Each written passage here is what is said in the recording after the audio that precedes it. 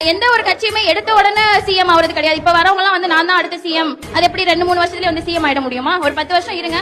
அண்ணா சொன்ன மாதிரி அவங்களுக்கு பழக்கமே படாத ஒரு இடத்துல வந்து அரசியல் கட்சி வந்து எடுத்த உடனே ஆகலையே. அவர் திமுகவில் இருந்து அதன் பிறகு கட்சியில இருந்து விலகி வந்து தானே சிஎம் ஆனாரு.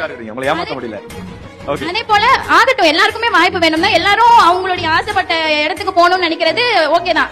புதிய கட்சிகளை வந்து வரக்கூடாதுன்னு சொல்லல சார். வாய்ப்பு, அதாவது வாய்ப்பு கொடுங்கன்னா ஒரு அரசியல் தளத்திற்கு வரதே ஒரு வாய்ப்பு தான். அதுக்கு மேல ஒரு வாய்ப்பு மக்களுடைய மனசுல இருந்து வரணும். என்ன பொறுத்த வரைக்கும் இப்ப இருக்க இளைஞர்கள் வந்து தண்ணி இருக்கு அப்படின்னு நினைச்சு ஓடுறாங்க. ஆனா அங்க போய் பார்த்தாதான் தெரியும் அது ஒரு காணல் நீர் அப்படின்னு. அது தண்ணி கிடையாது. என்ன பொறுத்த வரைக்கும் இப்ப வந்து இளைஞர்கள் பக்குவப்படாம பின்னாடி போற ஒரு கட்சியா நான் டிவிகேவை தான் பாக்குறேன். ஓப்பனாவே நான் சொல்றேன்.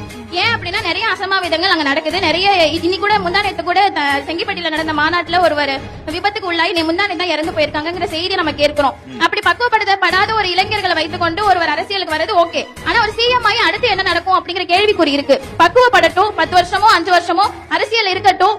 மத்தியில இருந்து தமிழ்நாட்டுக்கு வரக்கூடிய ஒவ்வொன்றையும் எதிர்த்து அவங்க குரல் கொடுத்து பேசட்டும். அதுக்கப்புறம் அவங்களை நாங்க நம்புறோம்.